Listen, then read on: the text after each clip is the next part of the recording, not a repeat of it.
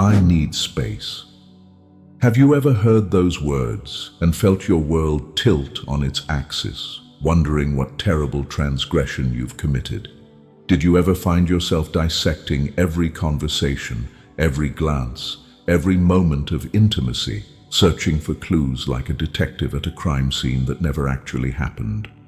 What avoidants really mean when they say they need space is rarely what you think it means, and understanding this fundamental misunderstanding could be the difference between salvaging a relationship and watching it crumble into dust.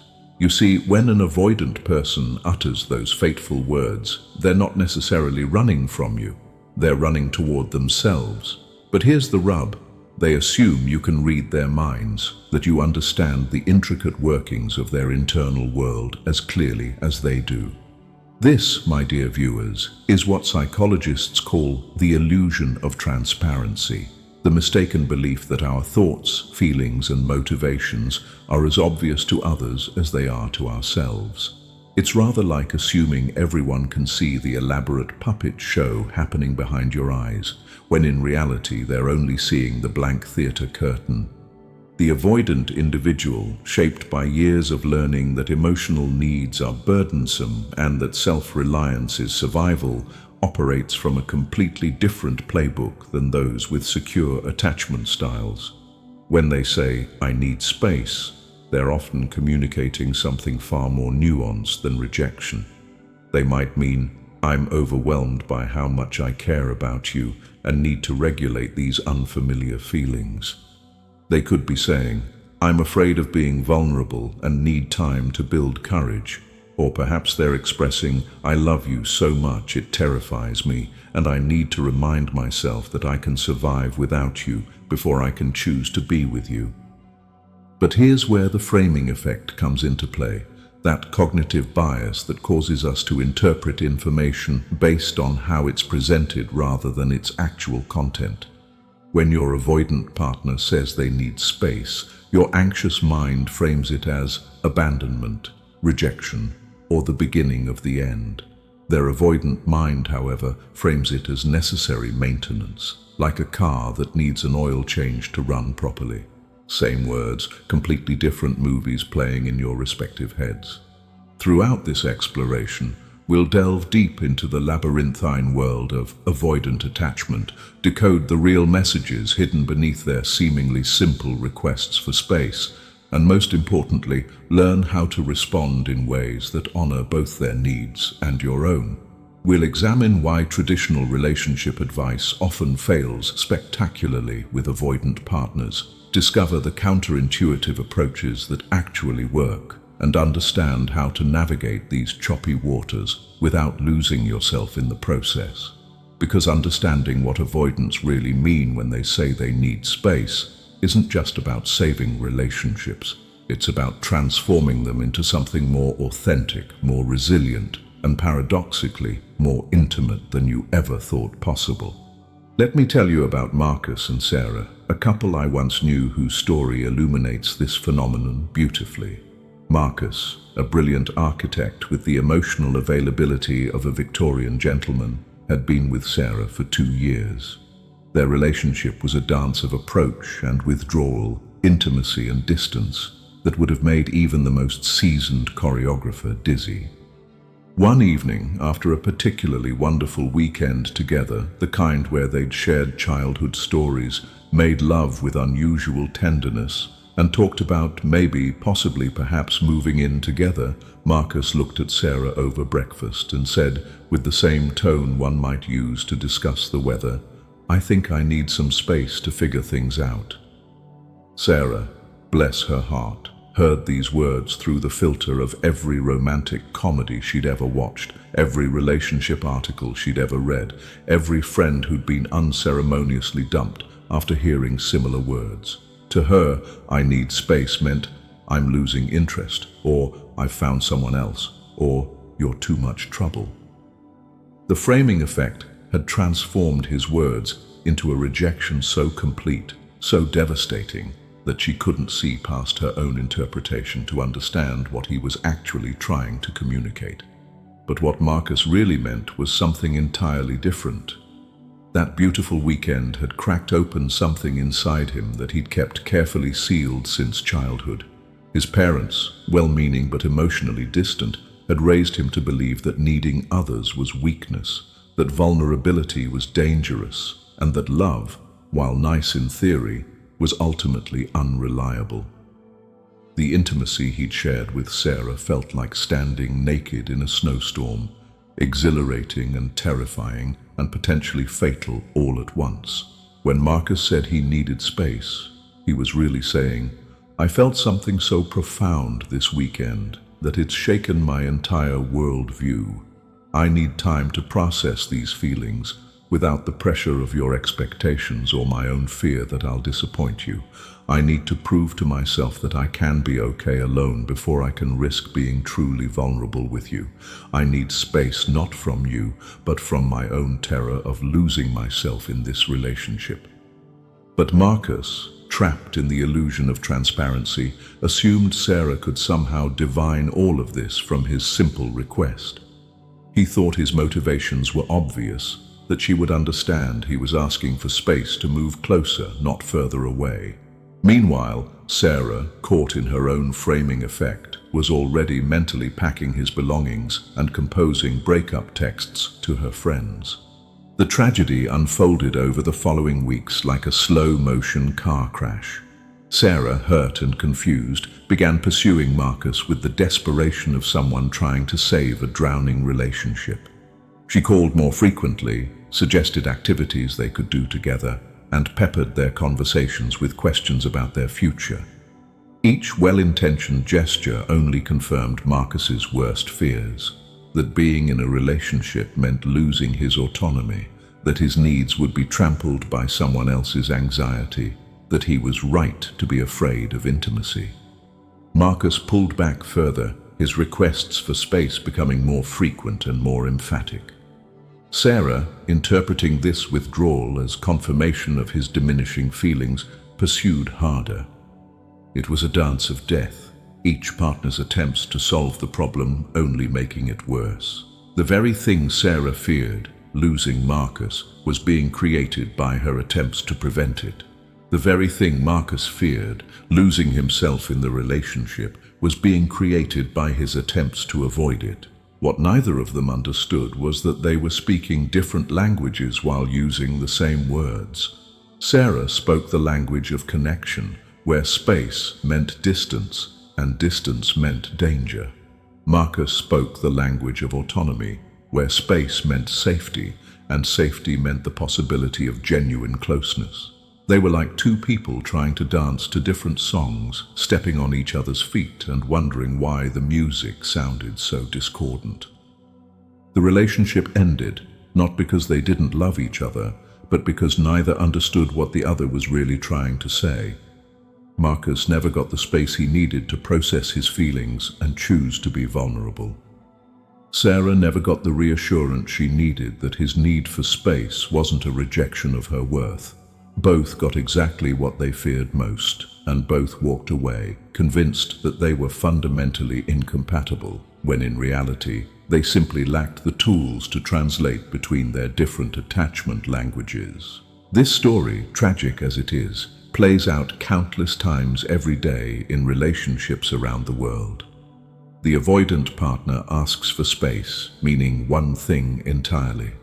The anxious or secure partner hears something completely different. Miscommunication breeds misunderstanding. Misunderstanding breeds conflict. And conflict breeds exactly the kind of relationship chaos that confirms every avoidant person's worst fears about intimate relationships. Now, let me share with you some practical wisdom gleaned from years of observing these dynamics, because understanding the problem is only half the battle. The other half is knowing what to do about it. First, and this is crucial, when an avoidant person asks for space, resist every instinct to pursue, question, or negotiate. I know this feels counterintuitive, like stepping back from a cliff when every fiber of your being wants to build a bridge. But pursuing an avoidant who's asked for space is like trying to catch a cat by chasing it. The harder you chase, the faster it runs. Instead, honor their request with grace and dignity. Say something like, "I understand you need space right now. I'm here when you're ready." Then, and this is the difficult part, actually give them the space they've asked for. Why does this work? Because avoidant individuals have spent their entire lives expecting their needs to be dismissed, argued with, or used as evidence of their fundamental flaws. When you honor their need for space without drama, without conditions, without making it about you, you're doing something revolutionary. You're proving that their needs matter to you, even when those needs are inconvenient. You're demonstrating that love doesn't mean possession, that caring doesn't mean controlling, and that you can be trusted with their vulnerability, even when it looks like withdrawal. Second, use this space productively. This isn't time to sit by the phone waiting for them to return, nor is it time to analyze every moment of your relationship looking for signs of its demise. This is time to reconnect with your own life, your own interests, your own sense of self outside the relationship. Pursue hobbies you've neglected, spend time with friends, engage in activities that make you feel alive and complete. Why? Because when your avoidant partner returns, and they likely will, you want them to find someone who's been thriving, not someone who's been withering. Avoidants are attracted to independence and repelled by neediness. Show them that you're a whole person with or without them, and suddenly they'll feel much safer being close to you. Third, when they do return, resist the urge to punish them for needing space or to demand explanations for their absence. Don't say things like, "Where have you been?" or "I was so worried about us," or "Promise me you won't do that again." These responses, while understandable, only confirm their fear that being in relationship means being controlled, questioned, and made to feel guilty for their natural needs.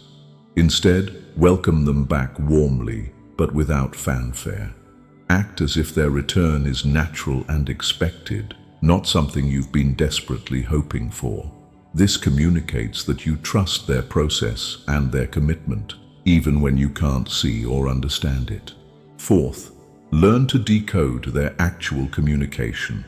When an avoidant says, "I need space," try asking yourself, what might they really be trying to tell me? Are they overwhelmed by how close we've become? Are they afraid of being vulnerable? Do they need time to process their feelings without pressure? Are they testing whether I'll respect their autonomy? Most of the time, a request for space from an avoidant is actually a request for safety. Safety to feel their feelings, safety to choose intimacy rather than have it imposed upon them, safety to love you without losing themselves in the process. Fifth, work on your own framing. Instead of interpreting their need for space as rejection, try reframing it as self-care, or even as a gift to the relationship. Avoidants often need time alone to remember why they choose to be with you, to process their feelings, and to build up their capacity for intimacy.